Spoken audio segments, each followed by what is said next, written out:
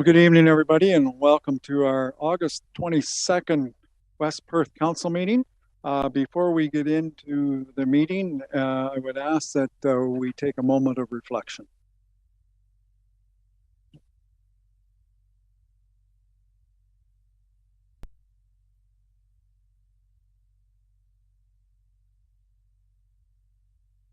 Okay, thank you. We'll call this meeting to order. We do have, I wouldn't say it's going to be a long meeting, but we do have quite a bit in planning to deal with the public meeting. So we'll move along here. First item is confirmation of the agenda as it was circulated on the weekend. So moved by Councillor Bink, seconded by Councillor Duck. All those in favor? Opposed, if any, that is carried. Does anybody have a conflict of interest with anything on the agenda at this stage of the game? If not, you can declare it later on during the meeting if you find you're in hot water, no problem. So we have 7 items on the consent agenda. Is there anything there that anybody would like pulled and dealt with separately, or maybe just a simple explanation of what we're talking about or a little more information on it? Don't see any hands going up, so if that's the case, a motion to accept the consent agenda would be in order.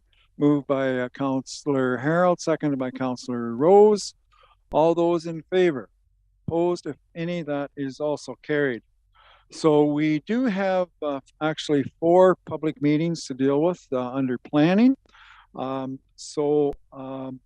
this time, I would ask that we adjourn our this part of the council meeting, and we'll go into the public meeting, and we'll call this public meeting to order at, gosh, lost my time here, 7:04 p.m.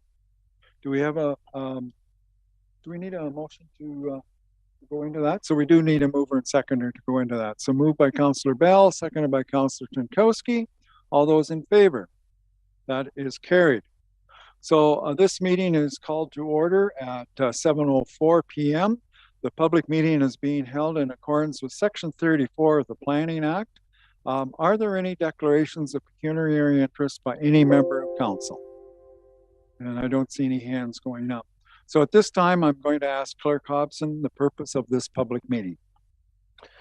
Thank you, Your Worship. The purpose of this public meeting of the Council of the Corporation of the Municipality of West Perth is to review the applications for a proposed amendment to Bylaw 100-1998, the zoning bylaw of the Municipality of West Perth, and to allow interested members of the public the opportunity to ask questions or offer comments with regards to the applications. Council will not make a decision on the application at this public meeting. Based on the recommendations and information received at this public meeting, Council will make a decision at a future regular Council meeting. If any member of the public would like to be notified in writing of the decision on the application, they are to provide their name and mailing address and email to me this evening via email at clerk@westperth.com. A person or public body may appeal a decision if they had made an oral submission at this public meeting or a written submission to Council prior to the passing of the bylaws. Notice was given by mail to all landowners within 120 meters of the lands affected by the proposed amending bylaws and those agencies as prescribed by regulations. A sign advertising tonight's meeting was posted on the subject properties on August 2nd, 2022. Correspondence received following the posting of the notice will be presented later tonight by the planners. Okay, thank you, Dan. This is a public meeting for a zoning bylaw amendment. The application was initiated by D14-1721 by Nicholas and Diane Chessel. The proposed amendment affects the property described as Concession 9, East Part, Lot 16, Plan 479, Lot 1, known as 4816 Road 164, the Logan Ward, Municipality of West Perth. I will now call upon Jerica Gilbert, planner for the Municipality of West Perth, to review the application. Jerica, come on.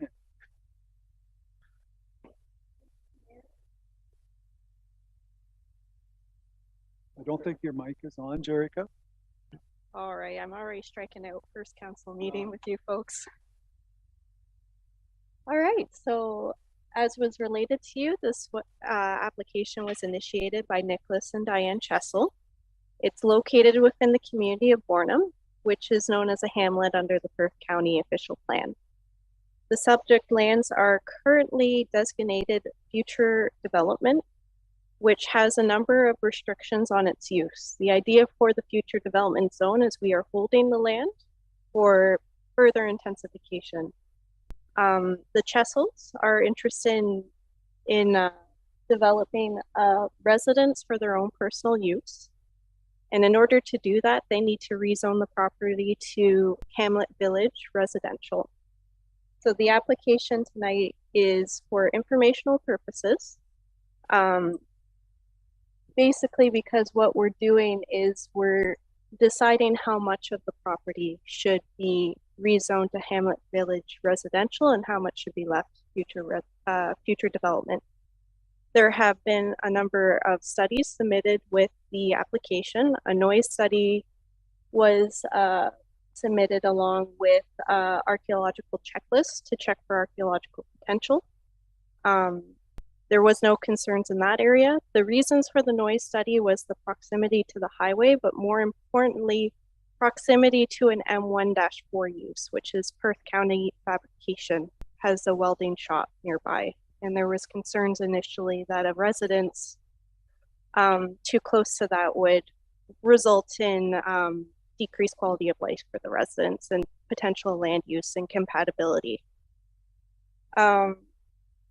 So the noise study does say that there's no further mitigation measures that are needed. The 40-meter setback from the highway was chosen by the applicant, basically to give them a larger buffer for their residents, and also thinking in the future perhaps that the front of the lot could potentially be converted into, say, commercial use or some other use.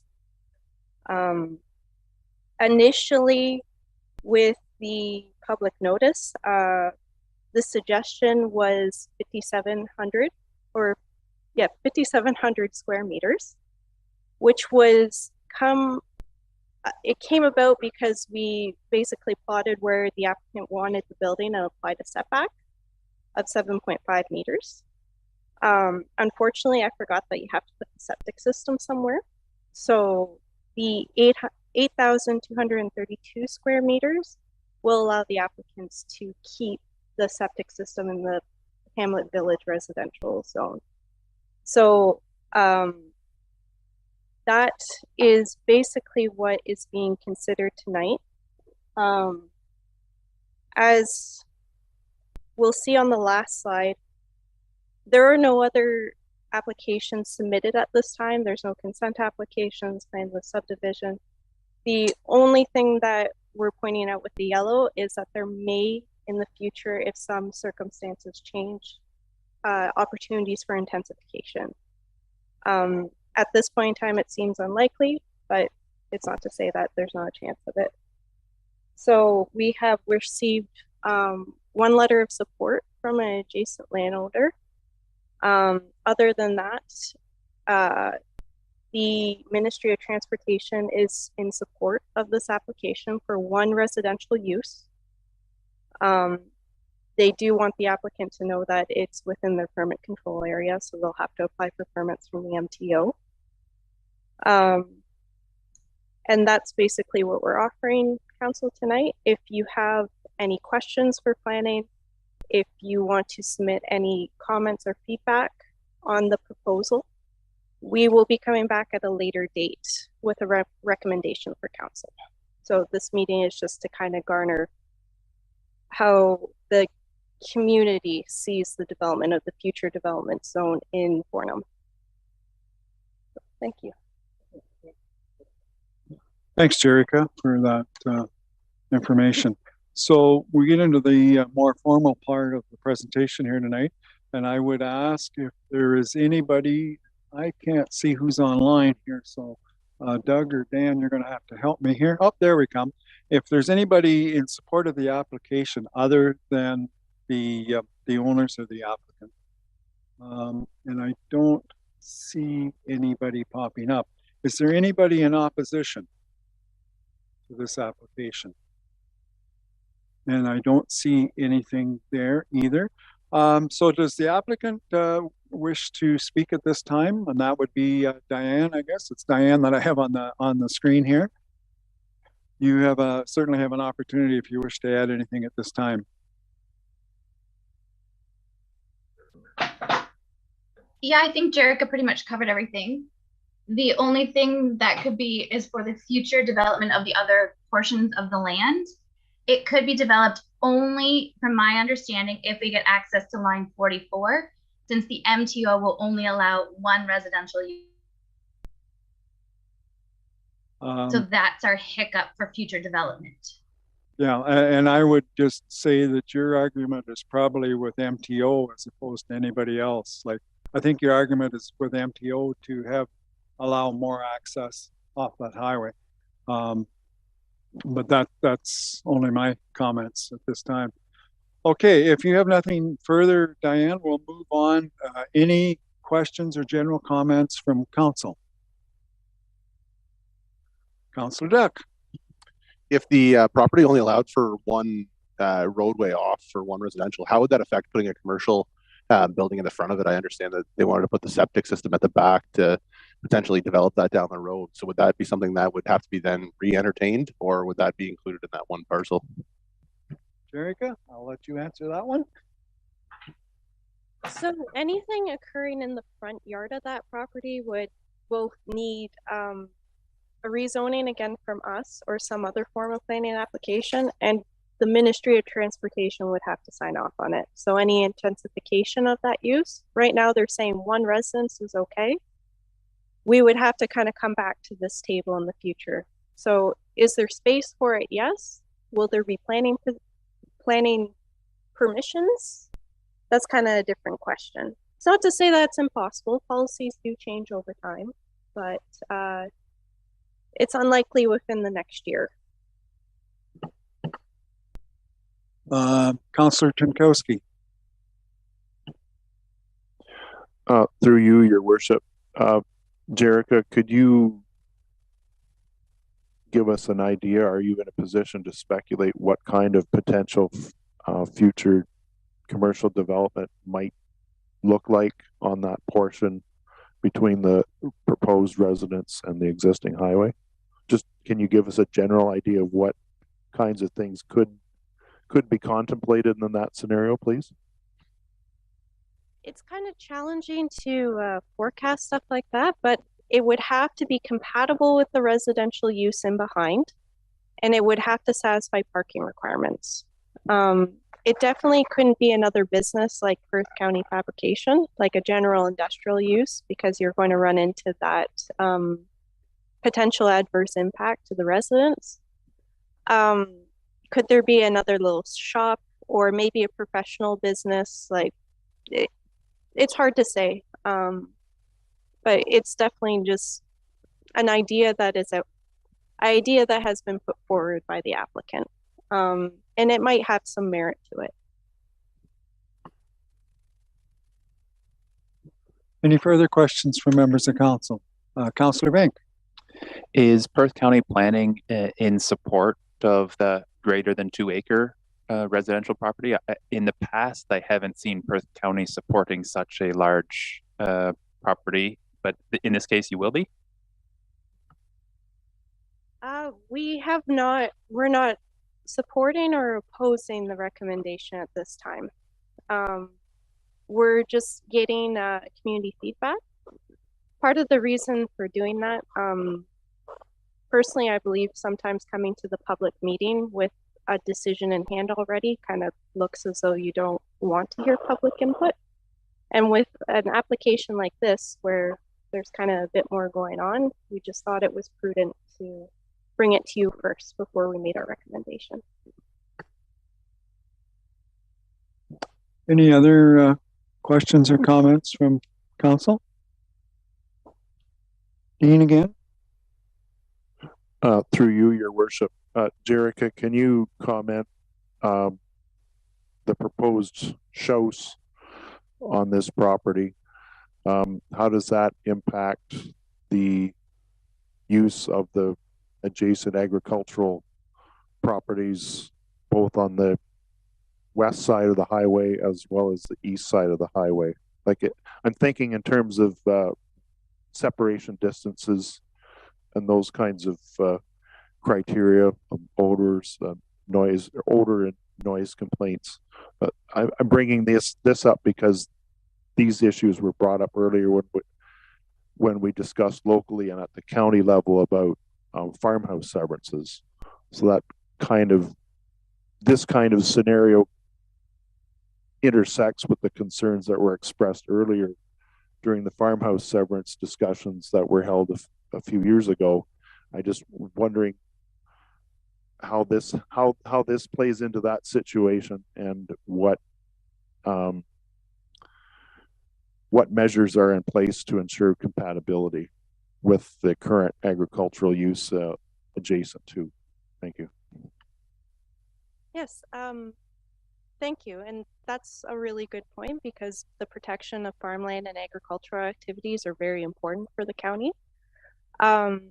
So minimum distance separation isn't a concern in this application just because there's no livestock facilities within a certain distance. Now, you are correct. And if the field beside that, if they wanted to put up a new livestock operation, they'd have to meet MDS 2. That's not really a concern for this application because this kind of lot within Bornum a long time ago was identified as kind of a region for Bornum to expand. And I really don't feel that where this house is going, based on the cluster of residential uses that are already there, that it's going to prevent a facility from being put up. Like there's probably already mitigating factors there that would prevent a livestock operation. Now the cropping, there's absolutely nothing that can affect the cropping on either side of those properties. The only concern that there might be is Perth County Fabrication is an established business. And should they wish to expand into the future, if the house is in place and they do require building or planning controls in order to expand, they might have to go back and do their own noise study. Because the applicants right now, they submitted a noise study with their house in the location where it is, and then the receptors are where on the building that the engineers identified as emissions of noise. So if Perth County Fabrication goes to expand closer to that house, then the onus will be on them to prove that noise isn't going to be a concern. And there is oftentimes when it comes to noise, there are measures you can put in place that will help ensure that there is compatibility between the uses. We kind of see that in other places. But it is something that we've been thinking about during this application process for sure. But I really do think that the agricultural areas that are already identified will be okay.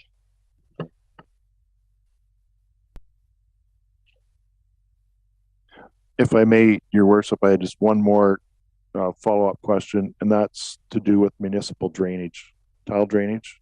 Are there any impacts in that regard, either to current municipal drainage or future municipal drainage? So that was something that we asked the building department. We actually asked if a hydrogeological would be necessary for the rezoning. With what the lot sizes are proposed, it really wasn't a concern of theirs, and they didn't advocate for an extra study, and which I'm sure the applicants appreciated. Hydrogeos are very expensive. There is a drain on a natural water course to the south of the property, but the property is not within any regulatory zone of any conservation authority. And once again, it's now where they are proposing the house, from what I understand from the chief building official, is the lowest part of that lot. So they will likely have to, for their own personal use, do some engineering that would help that, but it's not going to adversely affect any neighboring properties. That's good. Thank you. Bob McLean, our CBO. The only impact that this might have, obviously, there will be a cellar drain involved with a new dwelling, and it would probably outlet into the closest municipal drain that's there, I'm assuming, right? The proposed development is a slab on grade, Your Worship, so there will be it'll be a foundation. There will be no basement in the structure as proposed. Right. Okay. All right. That explains that one. Good. Okay. Councillor Duck. Sorry, I just have one more question. Going back to the expansion potential for the fabrication business, the Chessels don't own that business itself. It's a separate entity, right? So then if I understood you correctly, there could be some limitations for them going forward if this did get approved. If they were to expand, then that would kind of limit what they can do at that point, right? That's okay. Okay. Anybody else? All right, we'll wrap this up then. I want to thank Jerica for her information and providing answers for us tonight. So I would like to thank everyone in attendance for their comments. Should council proceed with the adoption of the zoning bylaw amendment, the notice of passing will be provided as prescribed by the Planning Act and a 20-day appeal period to the Ontario Land Tribunal. So our next zoning bylaw application is D14/1022. And again, this is a public meeting for a zoning bylaw amendment. The application was initiated by D14/1022 by Bornholm Poultry Limited. The proposed amendment affects the property described as Lot 26, Concession 14, Logan Ward, Municipality of West Perth. And yeah, just before I turn it over to John, we do have a couple people that were out in the hall that wish to hear this one. So they have come in. So I'll now call upon John Bice, planner for the Municipality of West Perth, to review this particular application. John? Thank you, Mayor McKenzie and Council, and those in attendance from the public. Just quick share my screen. Just have it disabled right now.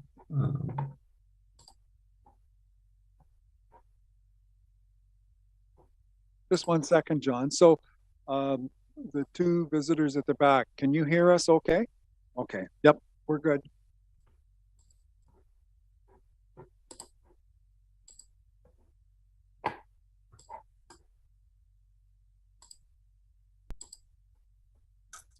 Everybody see that screen? Yep, Yes. Looks good, John.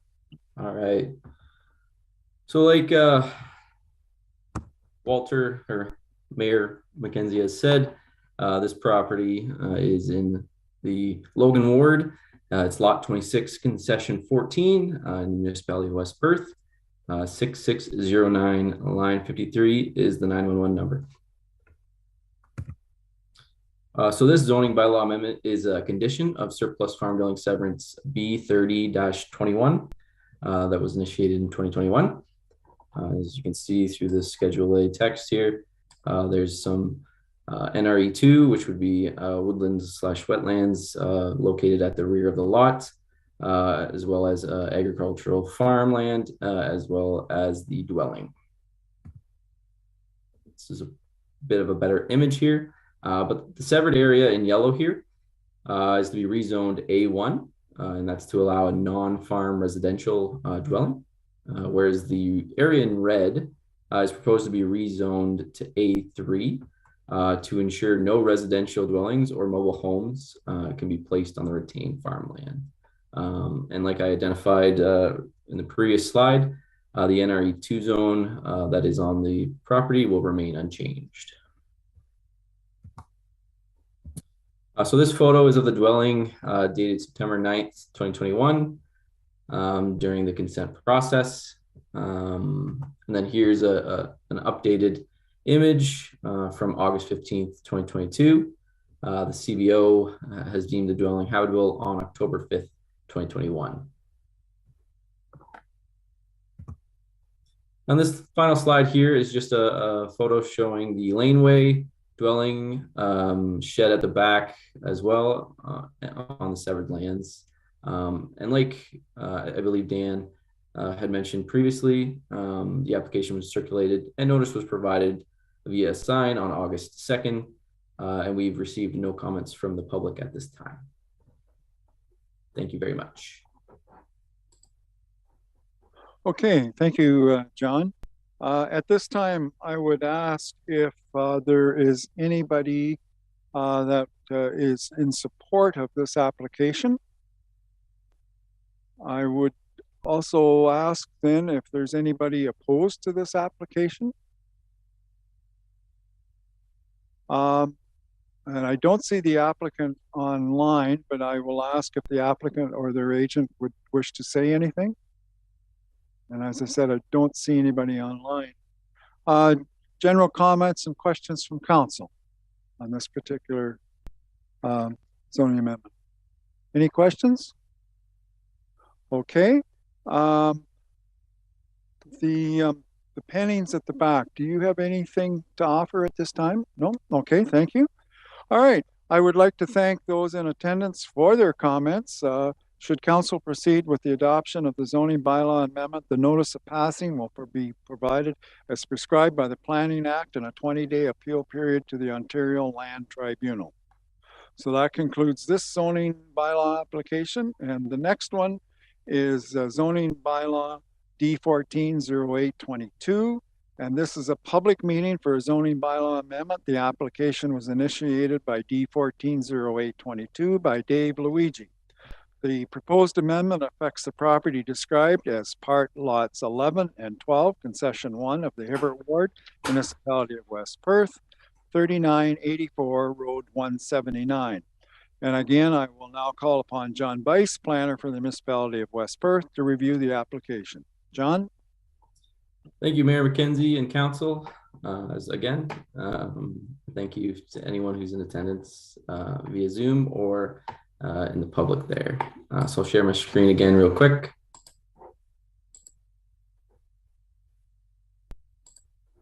And can we see the screen? Yep, it's good, John. Perfect. Okay. So this zoning bylaw amendment is very similar to the previous one that we just talked about. It's D1408-2022. The owners are Leon and Beatrice Luigi. And Dave Luigi is the applicant for Leon and Beatrice.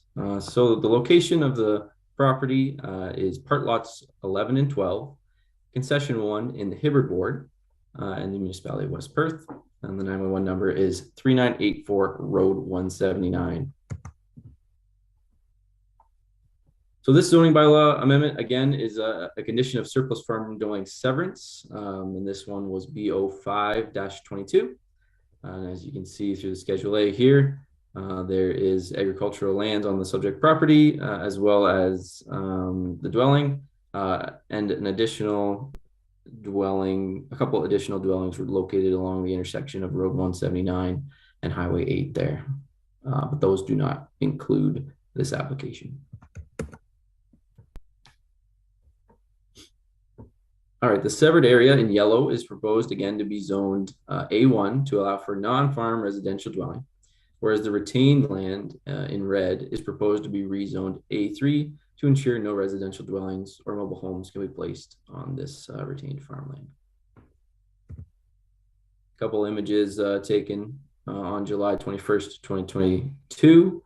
The CBO deemed the dwelling habitable on March 24th, 2022. And this photo is looking to the southeast. A different angle of the dwelling, again taken on the same day. This photo is looking northeast. And again, this application was circulated and notice was provided via sign on August 2nd, 2022, and no comments have been received from members of the public at this time. Thank you very much, and I'd be happy to answer questions. Okay, thanks again, John. So at this time, is there anybody that wishes to speak in support of the application? And I'm not seeing anything pop up on online here. Is there anybody opposed to this application? And I don't see the applicant on here, but I'll ask, does the applicant or their agent wish to add anything at this time? Don't see anything. Questions from council? Any comments, concerns with this application?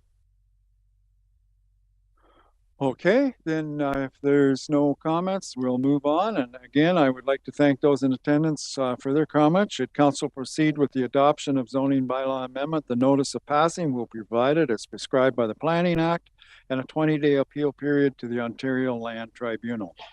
The next one, the fourth zoning application tonight is D140622.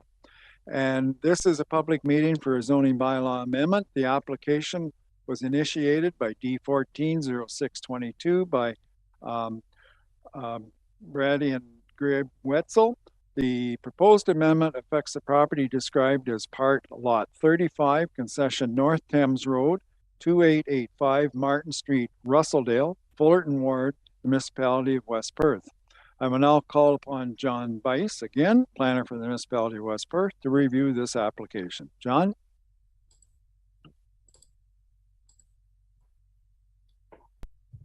Thank you, Mayor McKenzie, council, and those in attendance. And again, just want to double check we can see the screen.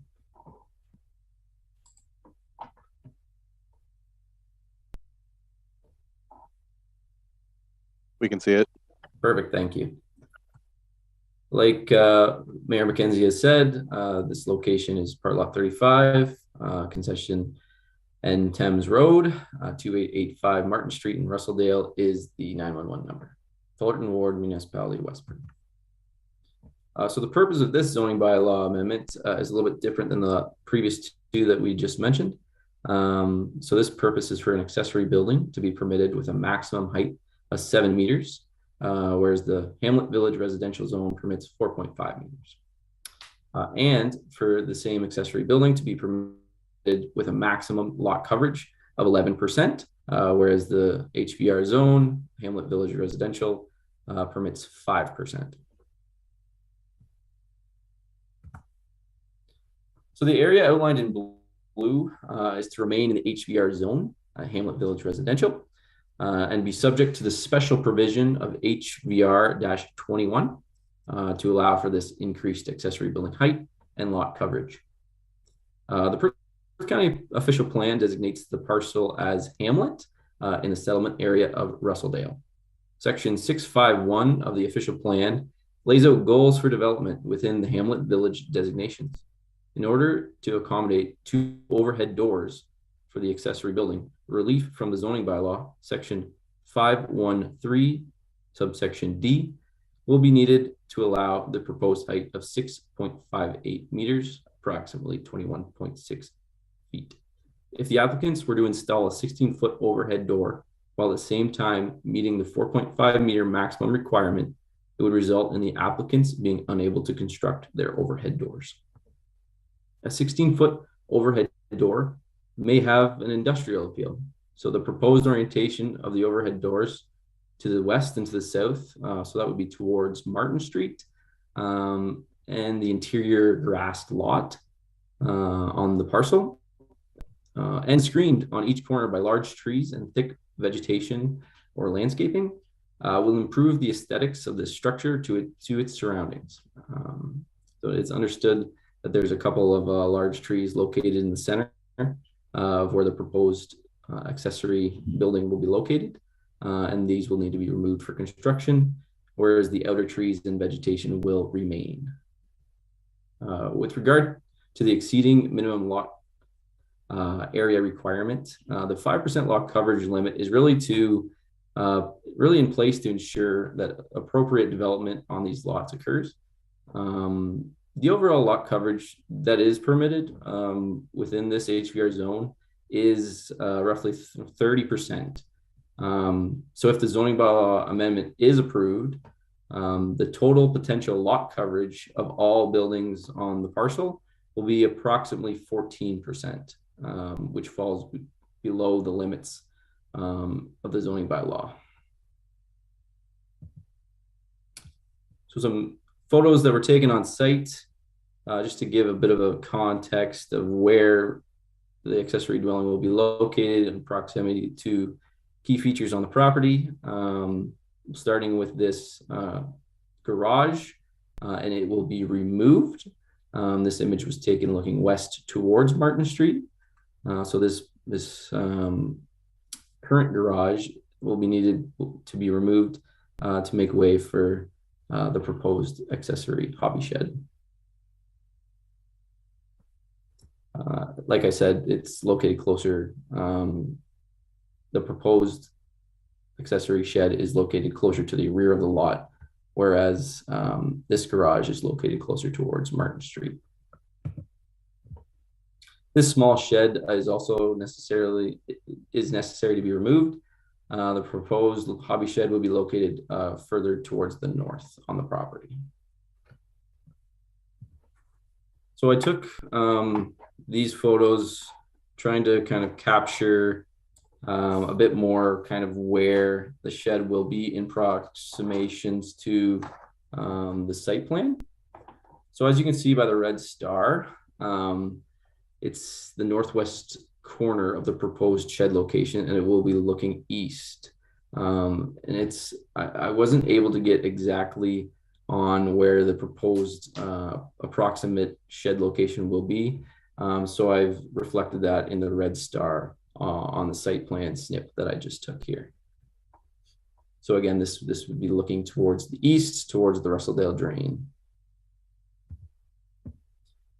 This is the northeast corner of the proposed shed location, and it's looking west towards Martin Street. Again, there's a lot of vegetation on site, hence part of the reason why it will be properly aesthetically positioned, but it's difficult to take pictures, as you can see. So this is the southwest corner of the proposed shed, looking east towards the drain again.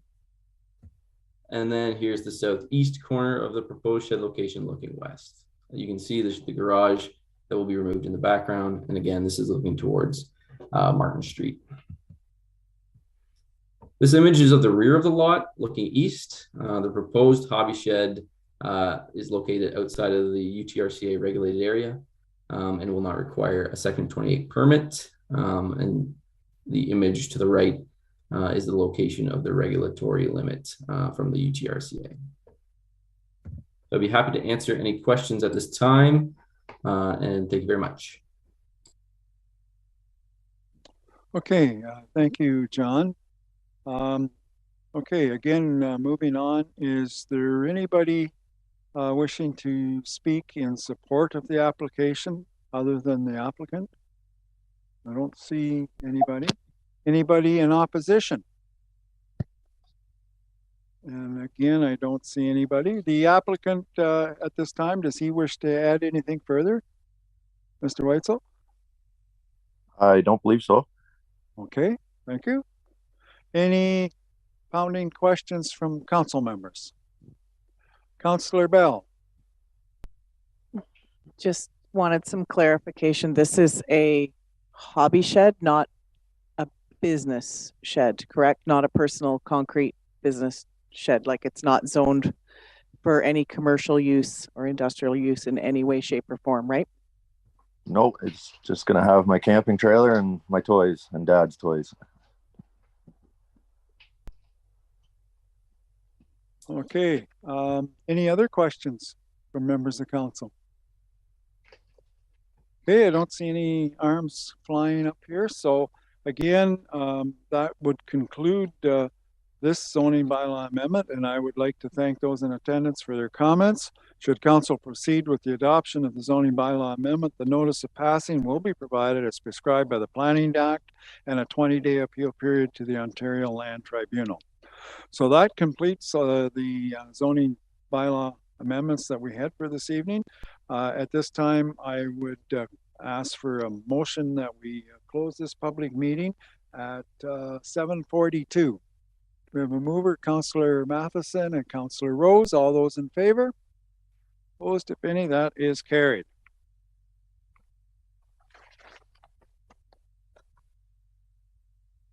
Okay, so now we're back into our open council session, and first item is reports, and we have this one here. Okay, Dan's going to speak to the recommendation here.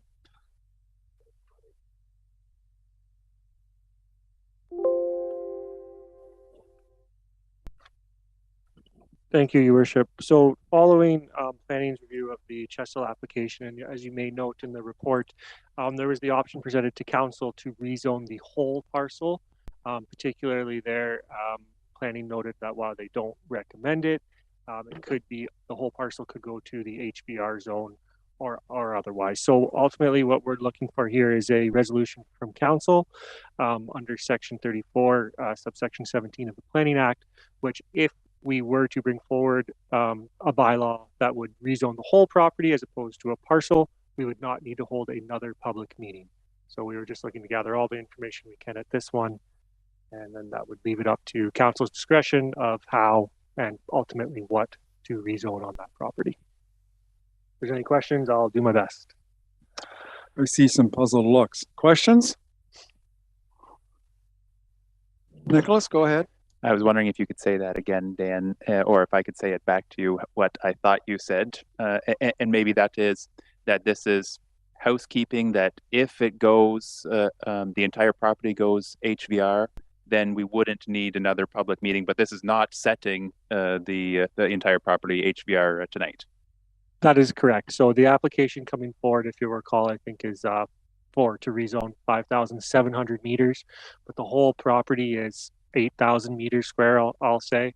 So it was a zoning option available to council, and this is not making a decision. It's just a housekeeping matter that will open the door to council making whichever decision they want. Still there? So at what point would we hear Perth County Planning's recommendation? I think following, as with any public meeting, so we've had a public meeting, they've ultimately heard thoughts and questions from council. I'd suspect at the next meeting of council, as with all the applicants you've seen tonight, you'll see recommendations and proposed bylaws for those at the next council meeting. Other questions on this particular application? Okay, so I'll read the recommendation and see if we can get a mover and seconder for that. So the recommendation is that the municipality of West Perth accepts the report entitled Zoning Bylaw Amendment Number D14 17 2021. Chesil affecting lands described as Concession 9 East Part of Lot 16, Plan 479, Lot 1, known as 4816 Road 164, Logan Ward, Municipality of West Perth, as information, and that the Council Municipality of West Perth pass a resolution pursuant to Section 34, subsection 17 of the Planning Act 1990, indicating that no further notice is required. Do we have a mover and seconder for that recommendation? Councillor Rose moves, seconded by Councillor Matheson. Further discussion? Nicholas, go ahead. So at the first circulation of notice, it was only the MTO that commented. No other people commented on the notice. Is that? We did have one other comment come in, and it was attached to the agenda to your package. It was in writing, and it was in favor. Any other questions? Okay, so it's been duly moved and seconded. All those in favor of that recommendation? Opposed, if any? That is carried. Thank you. All right, moving on. Next report is from the treasurer, and it's the 2021 financial statements. And I believe Wendy is going to talk to us about this one. So Wendy, the floor is yours. Well, thank you, Mayor McKenzie. And we're just getting Linda from BDO on the meeting, and she's going to be presenting the 2021 financial statements. So once I get thumbs up from Dan that she's there. Yes, I see her name on here, Wendy. So, Linda, if you want to acknowledge that you're on here, that would be great. Yeah, I'm here. So we can hear you, but we can't see you. And maybe that's the way it's going to be. I'm not sure. But anyways, yeah, I can't see. It's not letting me get on camera here. Okay. Sorry, Linda, we're just going to promote you to a panelist and then you'll be able to. Ah, okay.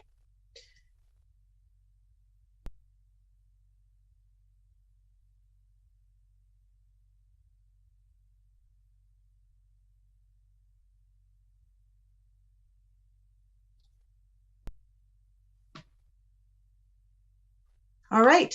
I can see you, Linda. Okay, good. Well, welcome to our meeting, Linda. Appreciate you taking time to be with us here tonight. So I'm just going to turn the floor over to you, and you can run through the financial statements. I guess what we'll do is we'll let you run through, and if anybody has questions, maybe you can make a note of them, and then we'll ask them at the end of the presentation. Does that sound fair for everybody? Oh, yes. You should have a paper copy at your desk of the financial statements.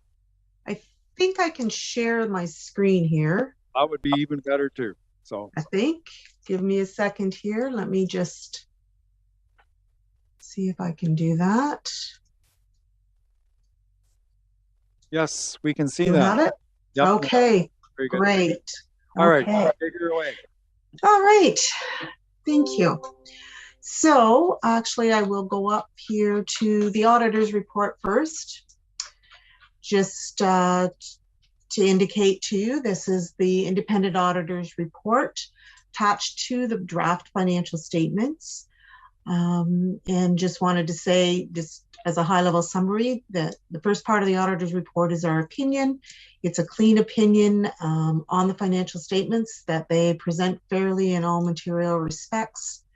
The financial position of the municipality, its results of operations, change in net financial assets, and the financial statements are presented in accordance with Canadian public sector accounting standards. So there's a various wording that goes along with that auditor's report that talks about management's responsibility and our responsibility within the audit. I'm just going to start with the consolidated statement of financial position. For anyone that's in the business world, this is basically your balance sheet. There, you will notice at the top here, it says under 2020 that there was a restatement. It's what was restated was land. If you look down here at the bottom, land inventory held for sale. In prior years, it was shown up here under financial assets. Technically, under public sector accounting standards, for something to be called a financial asset, it would have to be likely that it would be turned into cash. It could be turned into cash within the next year. And really, this land inventory has been here for some time, or parts of it is. There's some of it's being sold, but there's the bulk of it. It has been sitting there for a while.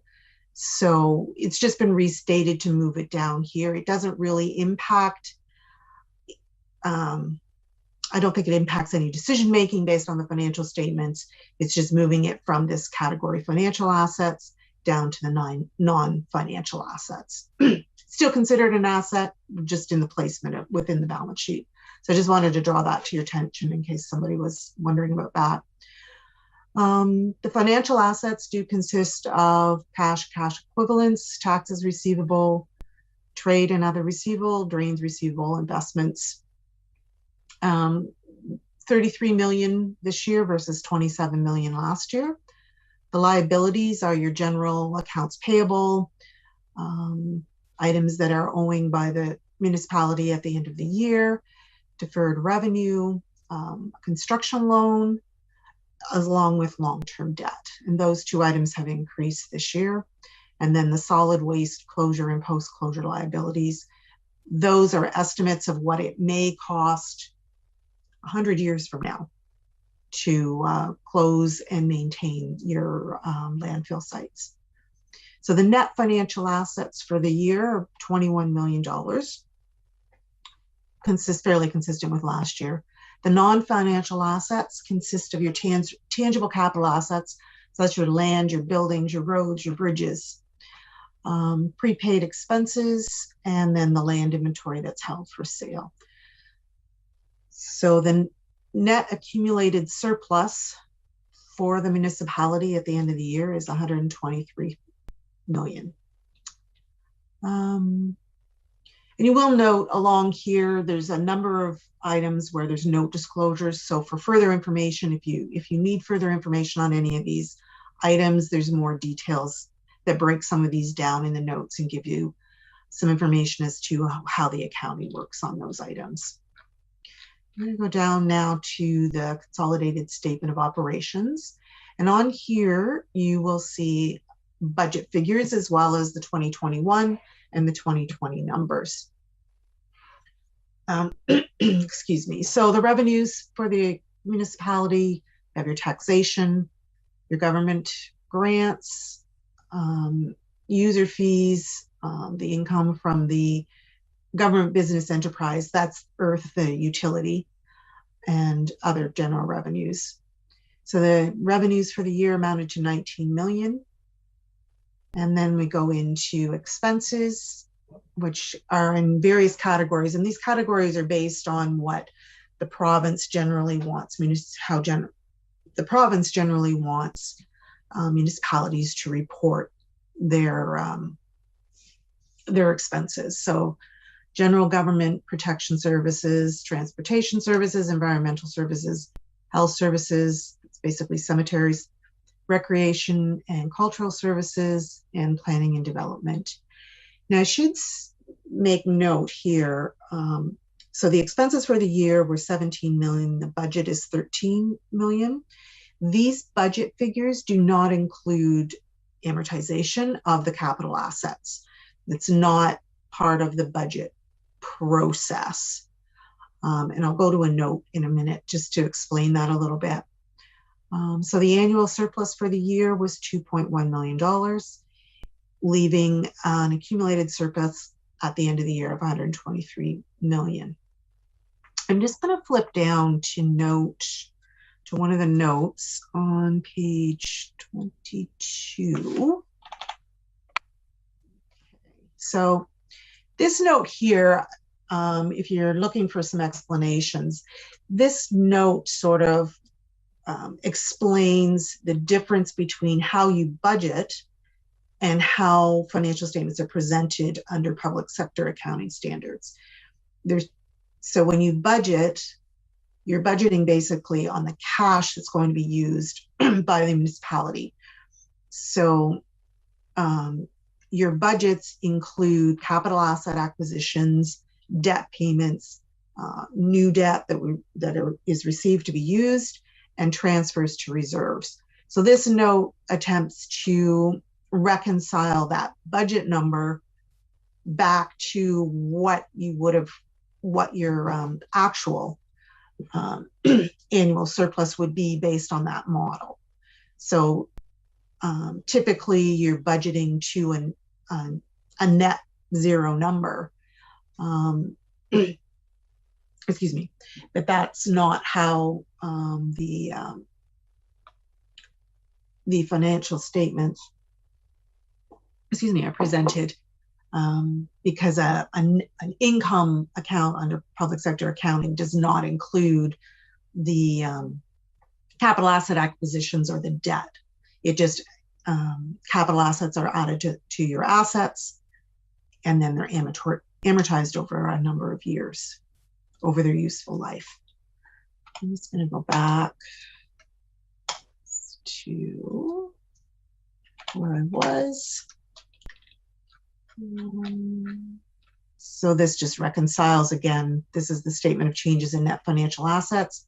This statement reconciles your annual surplus to the net financial assets at the end of the year.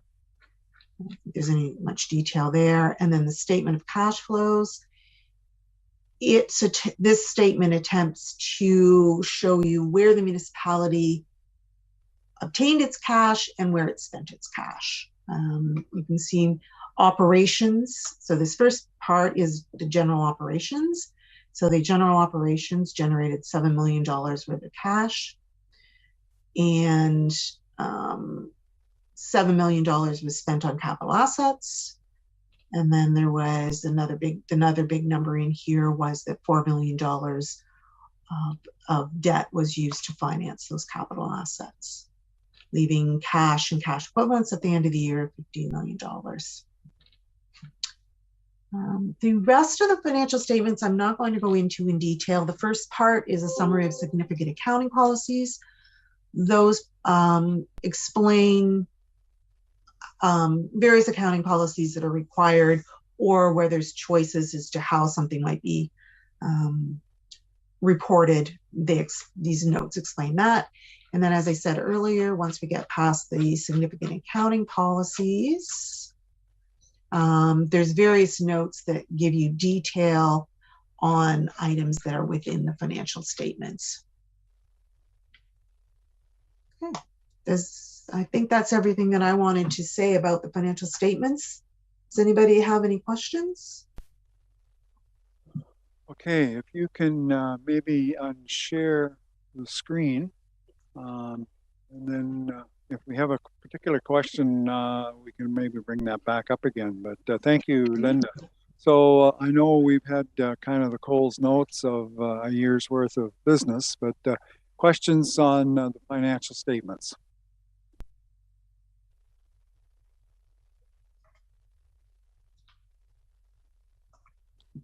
I don't see any hands going up, Linda, so you did a good job. Or else I confused everybody. Yeah.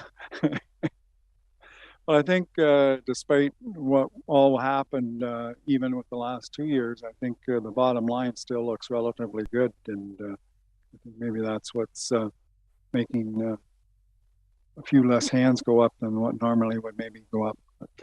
Last call, any questions at all? Okay, thank you very much, Linda. We appreciate you taking time out of your evening to do this for us, and we greatly appreciate it. You're welcome. Okay, moving on, then we do have a couple reports for Wendy. So the first one is the 2021 interest report. So we need a motion. Yes, okay. So we do need a motion to accept that for what Linda's done here. So the recommendation is that Council of the Municipality of West Perth approve the draft audited financial statements for 2021 as presented by DDO, and Linda has just done that. So do we have a mover and seconder for that? Moved by Nicholas Fink, seconded by Anna Marie Murray. Any last call for questions? All those in favor? Opposed, if any? That is carried. So thank you. Okay, moving on and down to Wendy and the 2021 interest report. Thanks, Mayor Mackenzie. So the report before you is has basically 3 points to it. It talks about our annual repayment limit. We just wanted to let council be aware of what our limit is and how it's calculated. And we're sitting roughly about using 10% of our allowable limit. And then also farther down in the report, it talks about taking on some of these bigger capital projects and maybe the interest rate. So we have looked at what we are investing and what we're paying in for some of these capital projects. And it appears that we're definitely making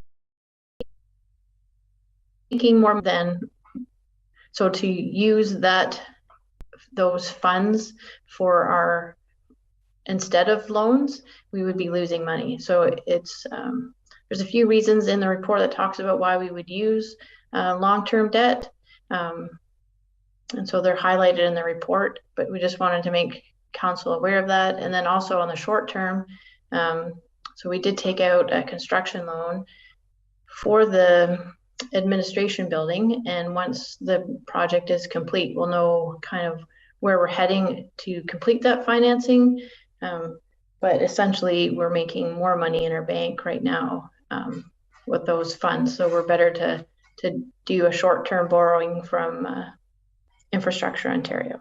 So that's that report. And if there's any questions, I'll gladly take them. Okay, thanks, Wendy.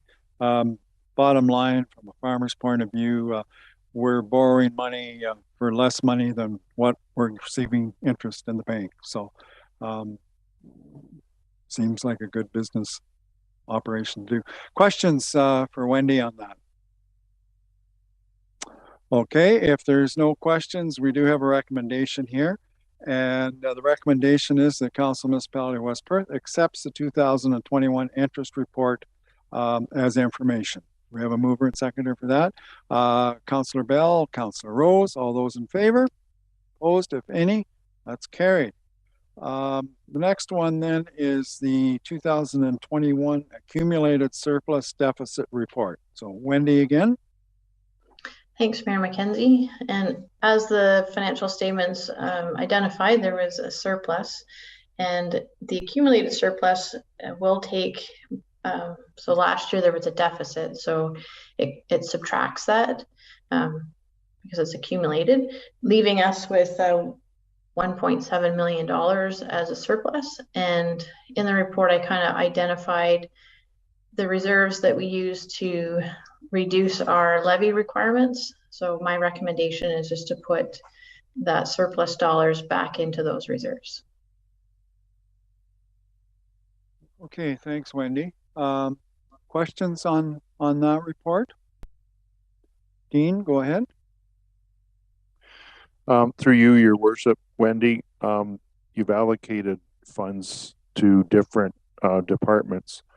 And I had a question on the allocation of funds towards drainage costs, where those costs involve a charge to the municipality, i.e. a road crossing of a municipal drain. The municipality is assessed for that cost. And it's been noted more than once at this council table on the not only the cost of those assessments, but the increased frequency of these drainage projects where the municipality is assessed. So I wanted to ask how that increasing frequency and increasing cost is dealt with in this report. Is it under the roads budget? I seem to remember that item is dealt with separately other than roads and transportation. I was wondering if you could clarify that for me, please. Certainly, Councillor Trinkowski. Definitely the costs have incurred and they are increasing, and we're seeing more capital work and maintenance on the books. So those costs are actually in a separate department under drainage. I don't have that information right in front of me, but we did increase the budget number for this year in the 2022, and we're now tracking kind of the ongoing approved capital projects so that during budget we can give a better figure as to what's coming. Maintenance is always unpredictable just because it's by request, and sometimes the costs come in or there's more frequent, or it could be storm related, etc. So those ones are highly variable to be able to predict. So to answer your question, the drainage is not in this recommendation. Supplementary, Councillor Kondrowski? Yes, Your Worship, thank you. So thanks, Wendy, for that answer. So I guess where I'm leading this to is towards consideration by council to provide reserve funding for that separate line item in the budget, so that we build up a buffer for that kind of work. Yes, the maintenance is variable, but I seem to remember that the maintenance part of those costs are comparatively minimal towards the capital costs of a new municipal drain coming through, as opposed to a ditch cleanout. Ditch cleanouts are relatively cheap compared to road crossings that involve culverts or that sort of thing. So I guess my question to council is, or suggestion, as well as a question to council, is why don't we allocate some money into that drainage item, knowing that we're going to need it at some point. So why not do it now rather than later? Thank you. I guess, Councillor Jankowski, on that note, normally on municipal drains, we do get a little a heads up on them, especially in this day and age, from the time the request comes in until the time that the engineer comes in with his final report. It's usually well over a year, close to 2 years. So usually we have a kind of a handle at budget time how much we should be putting in there. But I appreciate your comments, and it's something that we can keep in mind. Certainly another reserve that you could use that for would take the highs and lows out of it. Depends too on if you get a wet fall the following year, you're going to have a lot of requests for drainage, and if it's a dry spell, you'll probably get less. And I think Councillor Vink wants to make a comment as well.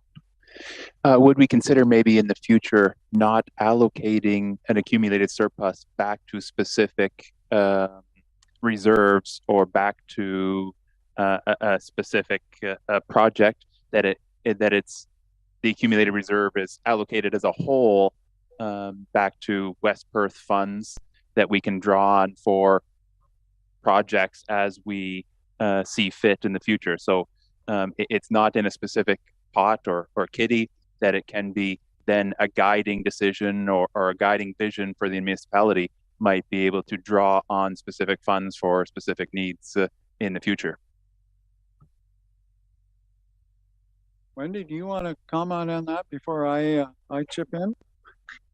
Definitely, it's a good way to have it. Like increasing your tax stabilization allows that reserve to be used to kind of lower the tax levy requirement, and definitely having specific reserves is good to identify them, but it can kind of start that conversation. So certain amount of the reserves are flexible and can be used and transferred in and out of a reserve. It can sometimes be hard to swallow when it's coming from one department to another. So removing those kind of departmental specific reserves is beneficial. And I hope to bring forward a budget policy, I'm not going to say this year, but definitely in the future. And in there, we can definitely identify how to handle a reserve or a surplus, and kind of what guiding factors help to move it into what's required and needed for the corporation. Okay, thanks, Wendy. I think as you've said, there's the pros and cons, and Councillor Jankowski had one idea of how we should do it, and set up another reserve, which is fine. And Councillor Vink is kind of going the other way. Let's put her all in one big pot and we'll just take her out as we need it. For budget purposes, I always find it's nice if you've got kind of individual reserves, but that's just my own personal preference. If it's all in one big pot, it's sometimes very tempting. Oh, we got this much money in here, we'll just take it and do this. But there's pros and cons for both of them. So I think it's something that's worth a discussion down the road for sure. Councillor Rose. If we throw it all into one, is there a chance that we might not keep as much money in reserves if they're allocated different spots? It depends which way you look at it.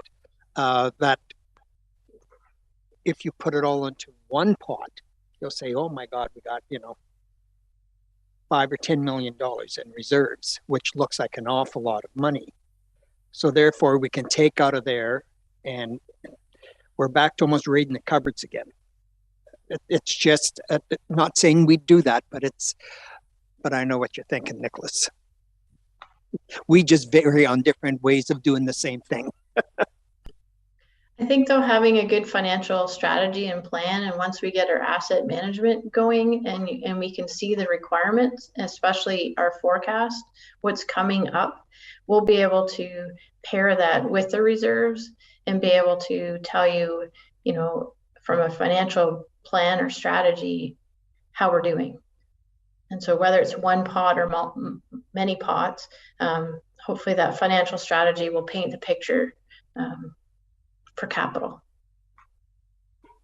Okay. Any other? Councillor Trendowski again. Through you, Your Worship, I think our treasurer hit the nail on the head. The asset management. It goes back to the asset management plan and what the needs. What needs are identified by that plan, but I think also, to some extent, the operating costs need to be tracked accordingly so that we get an appropriate balance between operating, funding the operating side of the business as well as funding the capital side of the business, because it seems to me the two go hand in hand, where you have the rising costs. Operating costs are some more often than not related to the rising capital costs. That's just an observation of mine, but I think that I support what the treasurer is saying about using the asset management plan to identify the most critical needs for our finances. Thank you. Okay, thanks, Dean. Any other comments at this time? Okay, we do have a recommendation here. It is that the municipality of West Perth accepts the accumulated surplus deficit report as information, and that council directs the treasurer to distribute $1,749,053 of the general surplus to the following reserves: the Heron Park Reserve, $493,493.53. Tax Stabilization Reserve, $241,842.57. The Road and Reserve for Bridges, $100,000. The Working Reserve, $200,000. The Road Construction Reserve, $713,716.90. Do we have a mover and seconder for that recommendation? Councillor Harold, Councillor Rose. Any further discussion? A lot of big numbers there. All those in favor? Opposed, if any?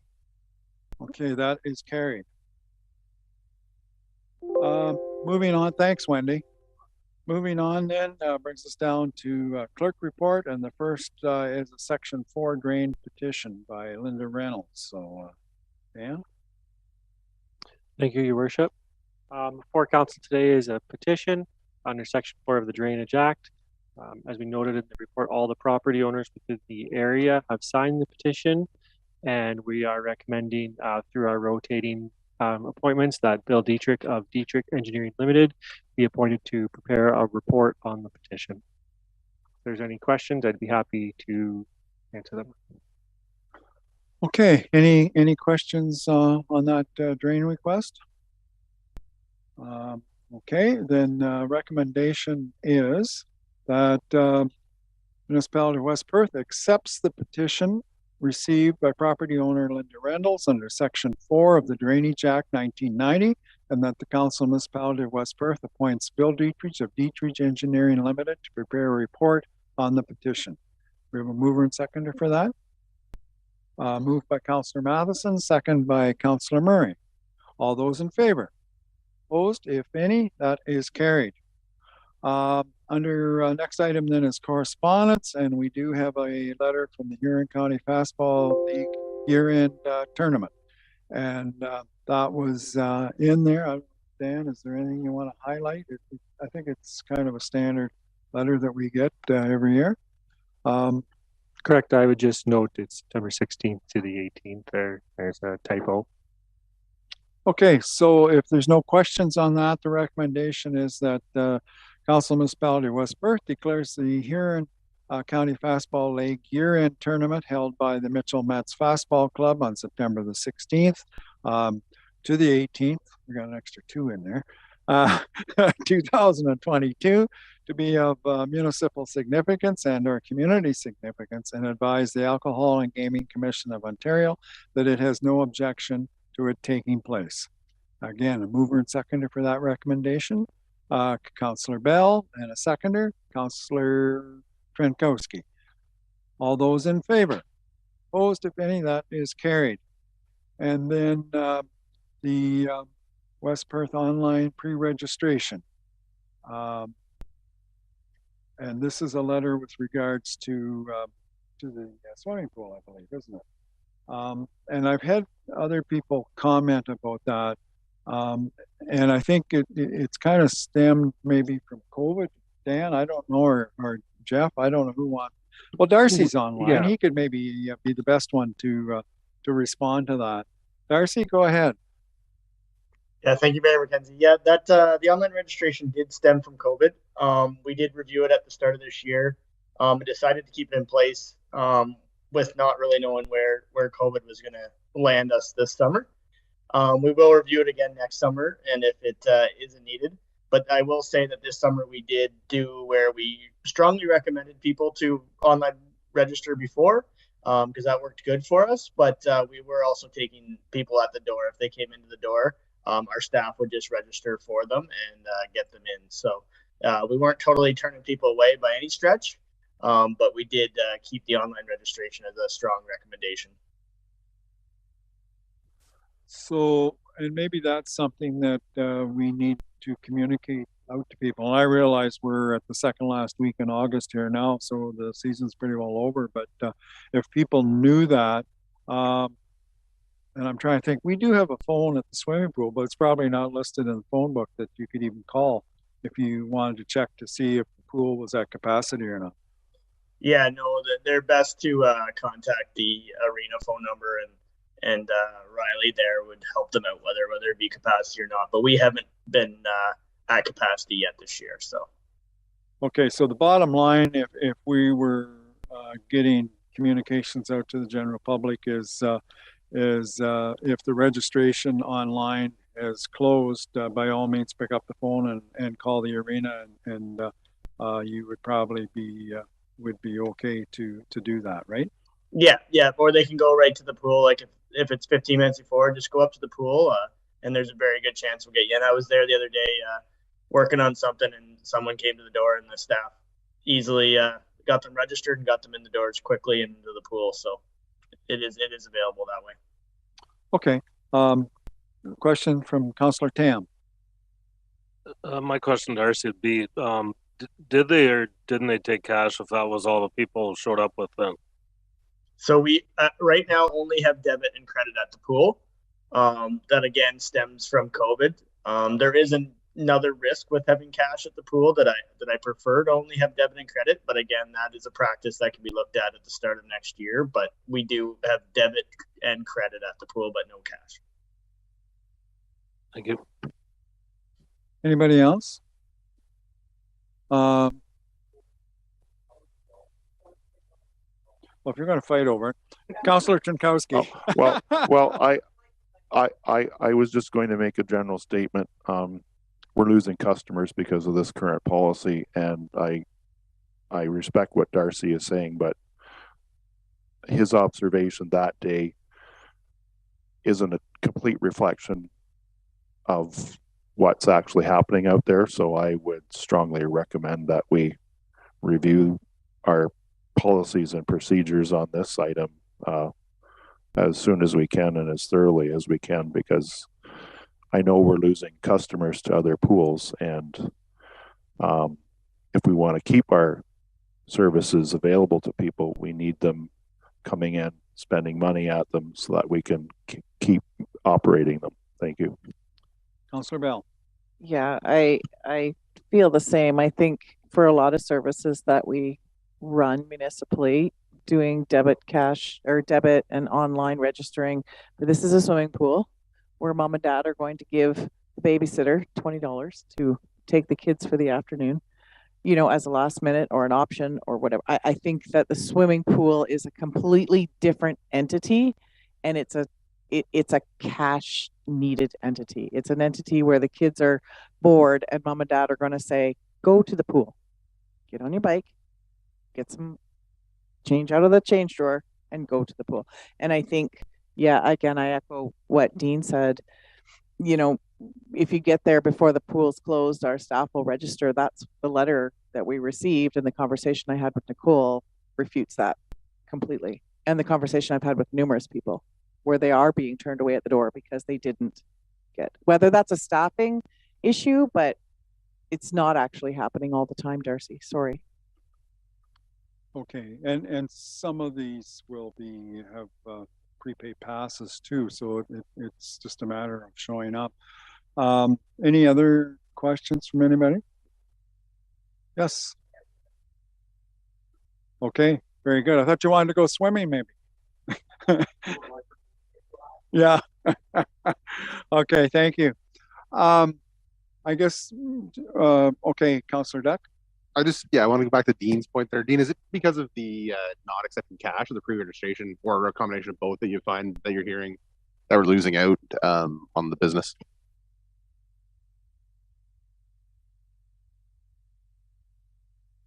All of the above. It's a combination of all the factors that you mentioned, Ryan. A 7-year-old or a 10-year-old may not want to go swimming now, but they change their mind in a hurry, and the parents or guardians or whomever are more than willing to accommodate that change of mind. But as Councillor Bell points out, there's a roadblock in their way to use the pool, and I know we need to change that to make it more flexible and user friendly.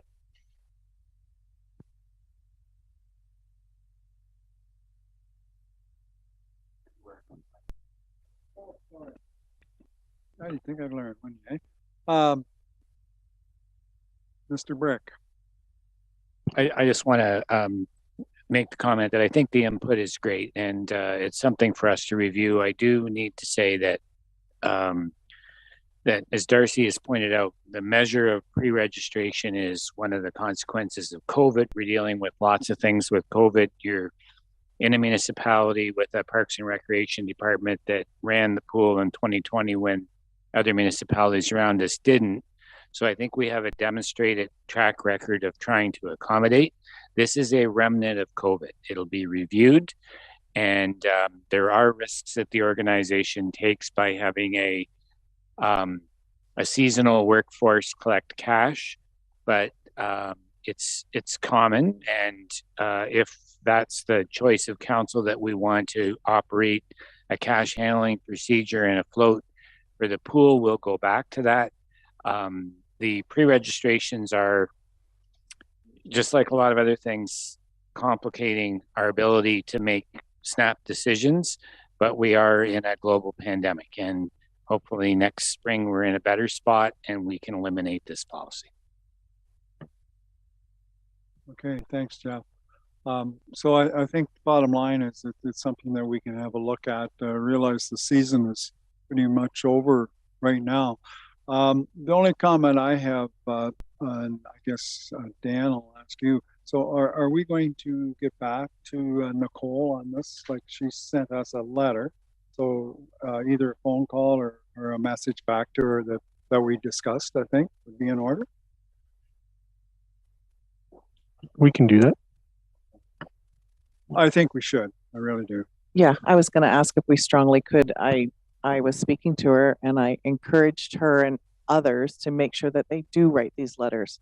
And I encourage a lot of people to write these letters when they have a concern, as opposed to, you know, kind of going out into the community with their concerns, to actually write to us and tell us what they need. So I'd really, really encourage us to answer her.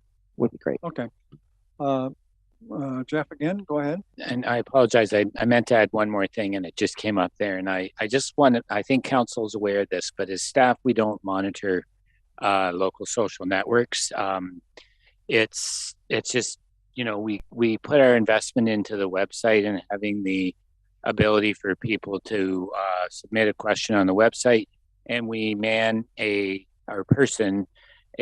phone at the office. And so if you're hearing of people commenting, or if you happen to be monitoring the social media websites that we don't monitor for professional reasons, but you do for political reasons as part of your job as a counselor, if you feel that's appropriate, please pass along the message to communicate directly to the municipality, because the sort of informal networks don't work as well for getting the message across. And I think we've clarified that with this one, and we'll follow up and close the loop. But sometimes we don't catch the buzz because we're not monitoring it, and I appreciate if you remember that. Okay, thanks, Jeff. Like, we have a phone system and we have internet, so there's two options there as well. So yep, I think as long as we reply back and confirm what we've talked about tonight. We have nothing under a recommendation, sorry, that we accept the letter from Nicole Minen as information, and that a response back to her is happening. So moved by Councillor Bell, and we have a seconder for that. Councillor Duck. Any further discussion on that? All those in favor? Opposed, if any? That's carried. Thank you. So I don't have anything under council reports here. We do have under upcoming events, September the 6th will be the next regular council meeting. And just before that, on the 2nd to the 4th is the Fall Fair. And September the 19th will be the next regular meeting after that. Sorry, Dan, you got your hand up. Go ahead. Just an additional announcement following the closed nomination day, just to make it more well known that the restricted acts is in effect right now for this council, also known as we are in a lame duck state. So, thank you. And my annual comment, or not annual, every 4 years, the answer to that is you're better to be a lame duck than a dead duck. So, all right, moving on. No notices of motion. In other business, I haven't got anything unless somebody else has. So that brings us back down to a closed session, and we need a motion that we proceed into closed session at 8:30 for the purpose of addressing a proposed or pending acquisition or disposition of land by the municipality or local board, surplus road allowance, Georgina Street, a trade secret or scientific, technical, commercial, or financial information that belongs to the municipality or local board and has monetary or potential monetary value, and that's an update for Earth. So do we have a motion and a seconder to go into that? Moved by Councillor Vink, seconded by Councillor Duck, that we go into closed session. All those in favor? Opposed, if any? That is carried.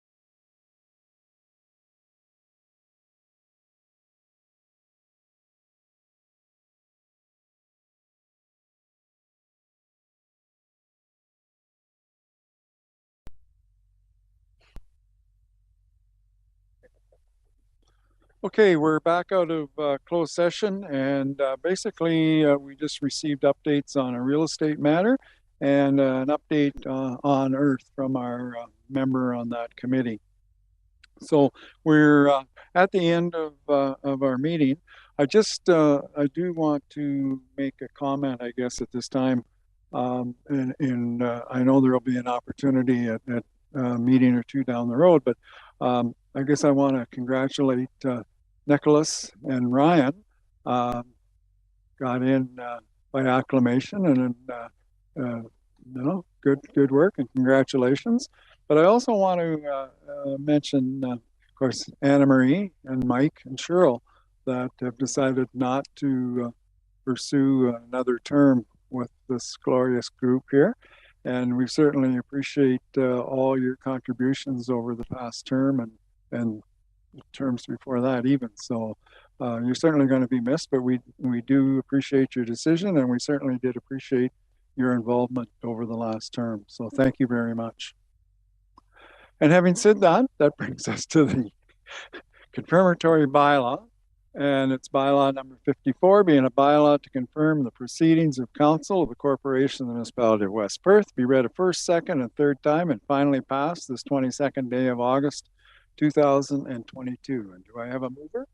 Moved by Deputy Mayor Ait, and a seconder, Councillor Duck. All those in favor? That is carried. And the final one, recommendation that the municipality of West Perth adjourn the council meeting at 9:15 p.m. Moved by Councillor Trunkowski, seconded by Councillor Rose. All those in favor? That is carried. We are adjourned.